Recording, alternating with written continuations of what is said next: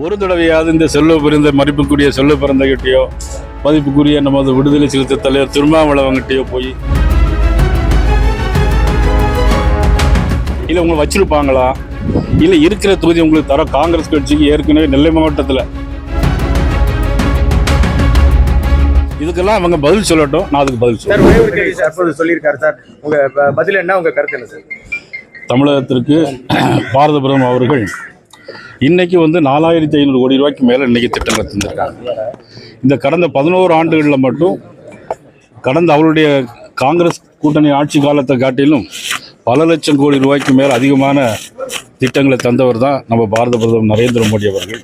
140க்கும் மேற்பட்ட விமான நிலையங்கள், ரயில் போக்குவரத்துகள், வந்தே பாரத் ரயில்கள் தமிழகத்திற்கு இப்படியாக நிறைய திட்டங்களை தந்திருக்காங்க. டிஃபென்ஸ் காரிடார் தமிழ்நாட்டுக்கு தந்திருக்காங்க. அன்னைக்கும் இதே மாதிரி தான் அந்த பதிலை சொல்லியிருந்தாங்க. என்னை பொறுத்தவரையில் செல்வ பிறந்த அவர்கள் அவருடைய சொந்த கருத்து விருப்பம் எப்படி வேணாலும் இருக்கலாம், ஆனால் அவருடைய கூட்டணியிலே இருக்கிறோம் என்பதை காட்டுவதற்காக இந்த பதிலை சொல்லியிருக்கிறார் என்று நான் நினைக்கிறேன்.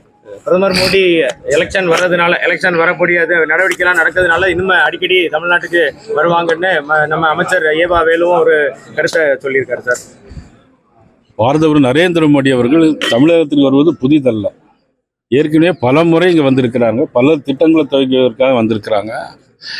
இன்னைக்கு தங்கத்தென்னரசு கூட, அமைச்சர் தங்கத்தென்னரசு கூட இன்னைக்கு தமிழகத்திற்கு இவ்வளோ பெரிய பெருமையை சேர்த்தவர் பாரத பிரதமர் நரேந்திர மோடின்னு சொல்லி கங்கை கொண்ட சோழபுரத்தில் ராஜேந்திர சோழனுடைய புகழை உலகெங்கும் பரப்பியதற்கு நன்றி தெரிவிக்கிறோம் என்று கூட சொல்லியிருக்கிறார். உருட்டும் திருட்டும் பாஜகவோட பார்வை என்ன சார்? அது திமுகவுடைய கொள்கை அதாத்தானே இருக்குது. அதனால தான்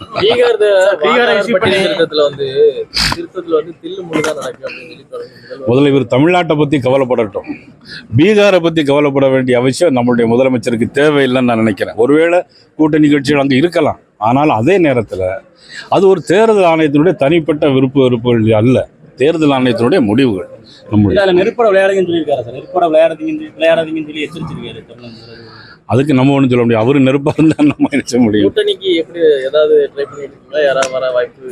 அதாவது இவ்வளோ 100 தடவைக்கு மேலே இதையே கேட்டுகிட்டே இருக்கிறீங்க.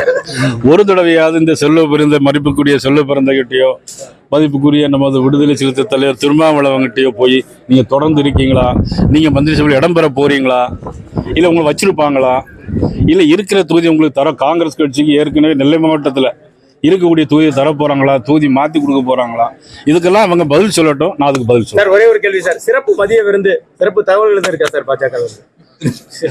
இன்னைக்கு பாரத பிரதமர் நரேந்திர மோடி அவர்கள் விருந்து எல்லாம் எல்லாத்துக்கும் உள்ள எல்லாருடைய உணவு தான் இது. உங்களுக்கு தெரியும் எல்லா விஷயமும். இல்ல அதை பத்தி இல்ல அப்படி அதை பத்தி எனக்கு தெரியும். அவங்க கேட்டிருக்காங்களா இல்ல அவங்க நேரடியா பிரதமர் தொடர்பு வச்சிருக்கிறாங்களா கேட்டிருக்காங்களான்னு எனக்கு தெரியல.